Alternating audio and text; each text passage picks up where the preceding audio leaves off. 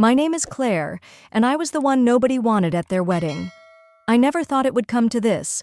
Growing up, I was always the black sheep in the family, but I never imagined that it would push me to this point, standing outside the doors of my siblings' weddings, the events I was supposed to be a part of, banned from all of them, and made to feel like I wasn't worthy of even a seat at the table.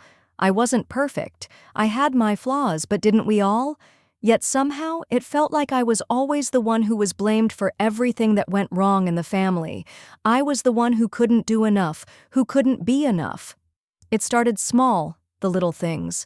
At first, it was the subtle comments from my older sister, Mia, when I couldn't afford to contribute as much as she expected me to for family vacations, or the way my brother Tom would make cutting remarks about my career choices, even though I was doing my best to build a future on my own terms. But the real breaking point came when Mia and Tom started planning their weddings back to back, and suddenly, I wasn't invited to either. At first, I thought it was just a misunderstanding, some kind of mistake. I mean, they were my family, and weddings were meant to be a time of celebration, right? But then I found out it wasn't an oversight. It was intentional. Mia called me up one evening, her voice cool and dismissive. "Claire," she said, "we've decided not to invite you to the wedding. It's just complicated. I think it's better this way." I couldn't believe what I was hearing. "What do you mean? Mia, I'm your sister." My voice cracked, and for a moment, I was speechless. "It's just, you're always so negative, Claire. You've caused too much drama in the family, and we just can't have that at the wedding," she added. I was stunned. I had always tried to support her, to be there for her, but apparently, it wasn't enough. And then came Tom's wedding. I had hoped, foolishly, that I would at least be included. But no. He sent me a message on Facebook, blunt and cold. "I'm sorry, but you're not invited. We just think it's best for everyone if you stay out of the picture." It was the same excuse. I was too much of a drama queen, too difficult, too complicated. I sat there, staring at my phone, my heart sinking. I had always tried to be there for them, to support them in whatever way I could. But this? This was something different. I never imagined that my own siblings would make me feel like I was unworthy of their love and support. And the worst part? It wasn't just about not being invited to their weddings. It was the fact that they had already made up their minds. They had labeled me as someone who wasn't good enough to be a part of their most important moments. It was painful. Deeply painful, and it made me realize something I had been too blind to see before. I had been running after their approval for far too long, and no matter what I did, it was never enough. That was the moment I decided something had to change. No longer would I chase after their approval. No longer would I let them dictate my worth. It was time for me to take control of my own life, to stop looking for acceptance from people who didn't value me, to stop letting them decide how I should live. It was time for me to start saying no. It wasn't easy, that first step. Walking away from the weddings felt like a heavy weight, but I knew I had to do it. The truth was, I had spent my entire life trying to prove myself to my siblings and my parents. I always thought that if I just worked harder, gave more, made fewer mistakes, maybe then they would see me for who I truly was. A person with her own dreams, ambitions, and worth. But the truth kept slapping me in the face. No matter how hard I tried, I was always the one left out. Always the one who didn't fit in with their perfect lives. Always the one who couldn't be enough. That's when I realized something. I wasn't the problem. They were. I started distancing myself from everything that had caused me pain. I stopped trying to please them. I stopped reaching out. And for the first time in my life, I started focusing on me. It wasn't easy, though. At first, it felt like a vacuum, like I was losing everything I knew. I couldn't help but wonder if they were right about me, if I was indeed a failure. I would lie in bed at night and replay the words Mia and Tom had said over and over in my mind. "You're too difficult. You've caused too much drama." But then something inside me clicked.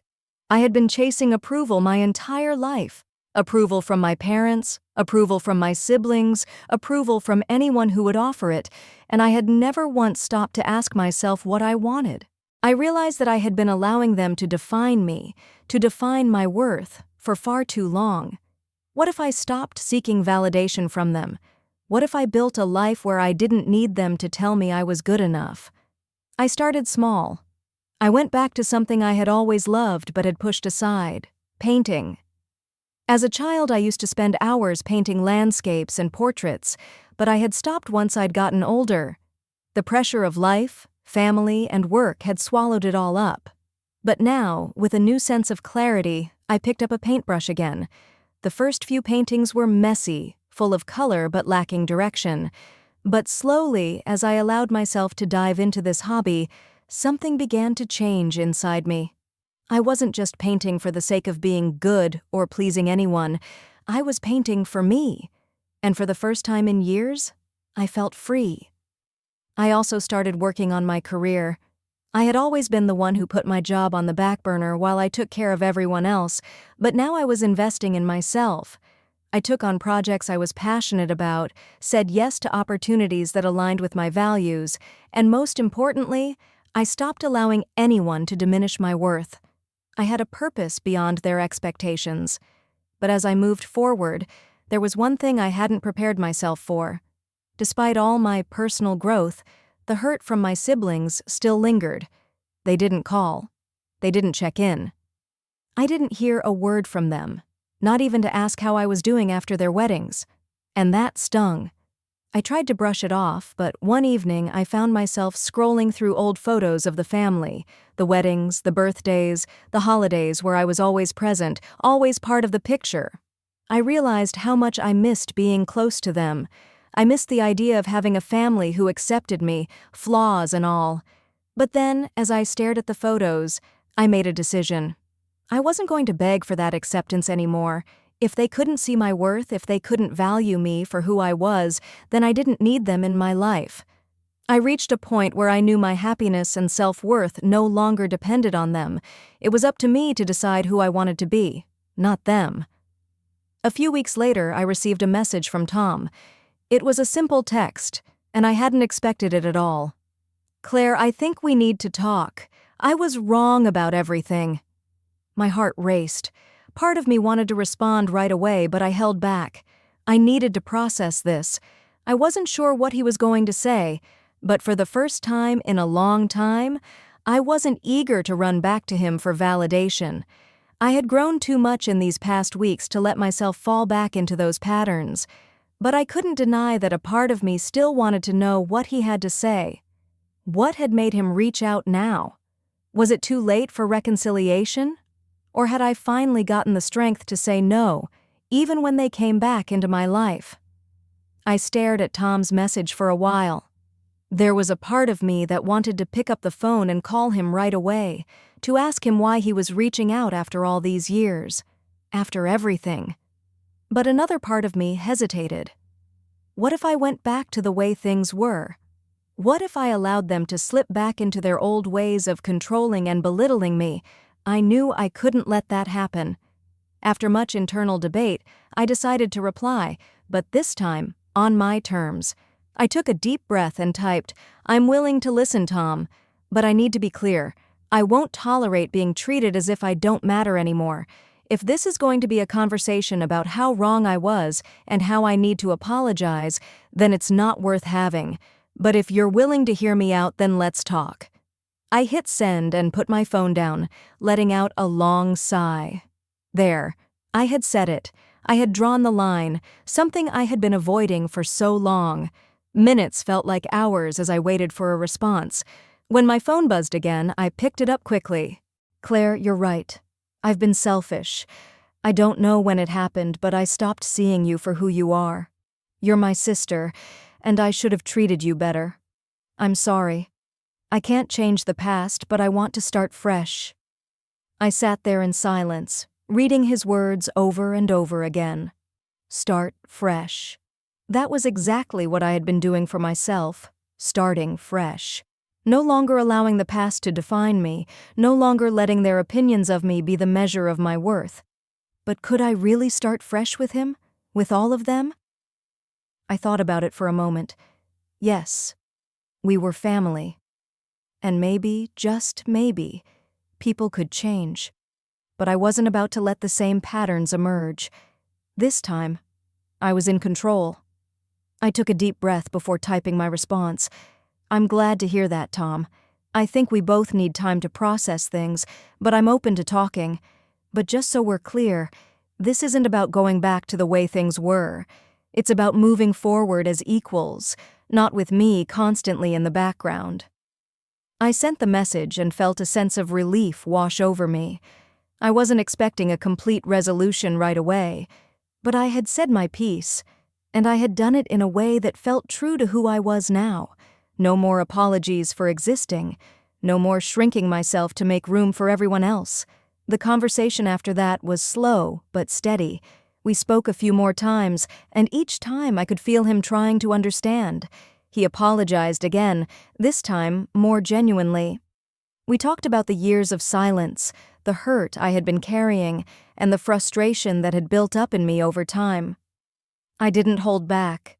I told him everything I had been holding in all these years, not out of anger, but because I needed him to understand. I needed him to hear me. It wasn't an easy conversation, but it felt like a beginning where I no longer had to hide my feelings or apologize for wanting to be treated with respect.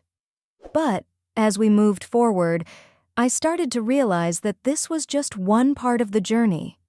It wasn't just about Tom. It wasn't just about my siblings. It was about me, reclaiming my life, my happiness, and my peace. I didn't need their validation anymore. The work I was doing on myself, the steps I was taking toward building a life that was truly mine, was enough. I realized that while family was important, I couldn't keep waiting for them to define me. I couldn't live my life on their terms anymore. I was learning to say no. I was learning to say no to their expectations, no to their manipulations, and most importantly, no to allowing them to make me feel small. As I stood in front of the mirror one evening, looking at myself with a sense of pride, I couldn't help but smile. I had done it. I had started living for me. And whatever happened next, I knew I was ready for it. As the days went by, I started to feel more grounded in my own life. I focused on the things that truly mattered: my work, my personal goals, and most importantly, my children. They were my greatest source of motivation, and I was determined to show them what it meant to live authentically, to show them that they didn't need anyone's approval to be enough. However, despite the progress I was making, there was still an underlying tension with my siblings. Tom and I had made some strides, but Mia still hadn't reached out, and as time passed, I realized that it wasn't just about them anymore. It was about me having the strength to face these challenges on my own terms. I spent more time thinking about my relationship with Mia. I didn't expect things to change overnight, but I couldn't shake the feeling that she was still holding on to something, some version of me that she thought I should be. What if she never understood? What if I was always going to be the one who didn't fit into her perfect image of a sister? I decided it was time to have that conversation with her. I had nothing to lose. The old patterns needed to be broken once and for all, and if I was going to move forward, I had to make sure that I wasn't living in the shadow of anyone else's expectations. I reached out to Mia, cautiously at first. I wasn't sure how she would respond, but I knew I had to be honest with her. It was now or never. A few days later, we finally met at a cafe.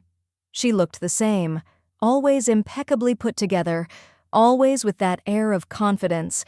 But there was something different in her eyes when she looked at me this time. Maybe she could see the change in me, or maybe she was just finally ready to listen. I couldn't say for sure, but I was going to give her the opportunity to hear me out. We sat down, and for the first time in a long while, I didn't feel like I had to apologize for who I was. I took a deep breath and spoke from my heart. "Mia," I started, my voice steady but honest. "I've spent so many years trying to make you proud, trying to fit into your idea of what a sister should be. I've done everything I could to be the person you wanted me to be. But I can't do that anymore. I need you to see me for who I am, not who you think I should be." Her eyes softened, and for the first time in years, I felt like she wasn't just looking at me with judgment, but with curiosity. Maybe she had been waiting for me to say this all along. I know I've made mistakes, I continued, but I've also learned so much. I've learned that I don't need your approval to be happy, to be successful, or to be loved. I've been living in the shadow of our family's expectations, but I'm done with that. I want us to have a real relationship, one that's built on respect, not obligation. There was a long pause. Mia looked at me, her fingers tapping lightly on the table. I couldn't tell if she was processing what I was saying or if she was just too shocked by the honesty in my words. Finally, she spoke. "I don't know what to say," Mia said softly. "I've always wanted what's best for you, Claire. But I guess I never realized how much pressure I was putting on you. I never understood how hard it must have been for you to live up to, I don't know, the standard I set in my mind." I nodded, letting her words sink in. "I know you didn't mean to hurt me, but it still happened. And I can't keep pretending that everything is fine when it's not. I need you to see me as I am, not as the person you think I should be." She was quiet for a moment, then let out a deep sigh. "I'm sorry, Claire. I truly am. I didn't see it. But I do now. I want to make things right." I didn't expect an immediate change, but hearing her say that felt like a small victory. For the first time in a long time, I realized that maybe we could rebuild our relationship, but it had to be on my terms. I couldn't go back to the old patterns of constantly trying to win her approval. I had to let go of that need. We spent the next hour talking about everything and nothing. We spoke about the past, the present, and the future. There were still awkward moments, but they felt less strained than before. It wasn't perfect, but it was progress. And that was enough. When I left the cafe, I felt lighter. I wasn't sure what would come next with Mia, but I had said what needed to be said. I had set a boundary that was mine, and that was something I had never done before. As I walked to my car, I realized that this wasn't just about my relationship with Mia. It was about me taking control of my life, finally saying no to the toxic expectations I had allowed to define me for so long. The weeks that followed weren't without their challenges. Rebuilding my relationship with Mia was slow, but I could see that she was trying. We both were. There were moments when I doubted myself, moments when the old insecurities crept back in. I wondered if I was doing the right thing, if walking away from my siblings' expectations was the right choice. But then I would remember how far I had come, how much I had grown. The true breakthrough came when I had to make a decision that had been weighing on me for months. My parents reached out. They wanted to discuss family matters, but I already knew what that meant. It was the same conversation I had been avoiding. They had always been the ones who dictated how I should live, and now they were trying to pull me back into their fold. I hesitated for a moment, knowing that this was the ultimate test of everything I had worked for, the strength to stand firm in my newfound independence. I met with them, and as soon as I sat down, I could feel the familiar pressure. My mom's eyes filled with expectation, my dad, trying to be the authority he always had been. But this time, it was different. This time, I wasn't going to apologize for my life. "Claire," my mom started, her voice almost pleading, "we just don't understand why you've distanced yourself from us. You know we only want what's best for you. We're your family."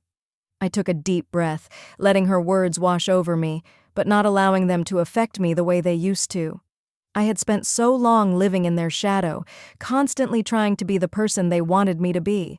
But I was no longer that person. I was me. "I understand that, Mom," I said, my voice steady. "But you have to understand something. I'm not living for you anymore. I've spent my whole life trying to make you proud, but I can't keep sacrificing myself for something that isn't even what I want. I want to live for me now." My father looked at me, his brow furrowing. "What are you saying, Claire? Are you telling us you're going to cut us out of your life?" I shook my head, looking at both of them.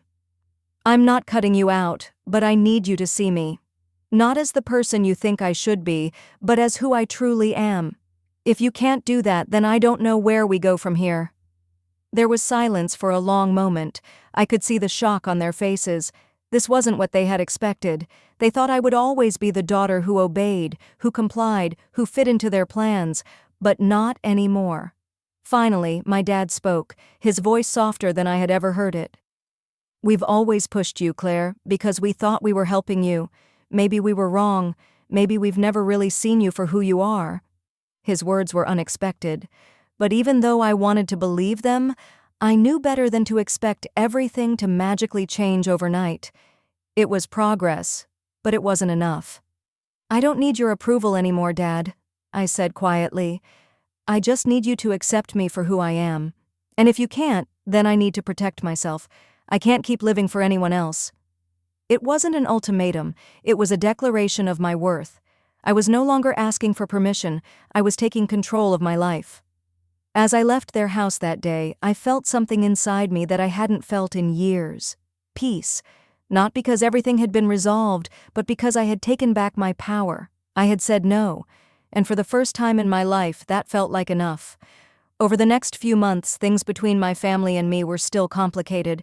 My relationship with Mia improved slowly, and Tom kept reaching out, trying to rebuild what we had lost. But it was different now. I didn't need them to define me. I had learned to define myself. I realized that family didn't have to be perfect. But I did. I didn't have to keep living in the shadow of their expectations. I was worthy just as I was, and as I looked at my children, I knew I was doing the right thing. I wasn't just teaching them how to live, I was teaching them how to be strong, how to say no when it was needed, how to value themselves no matter what anyone else said. I didn't need their approval anymore, and that was the most powerful thing I had ever realized.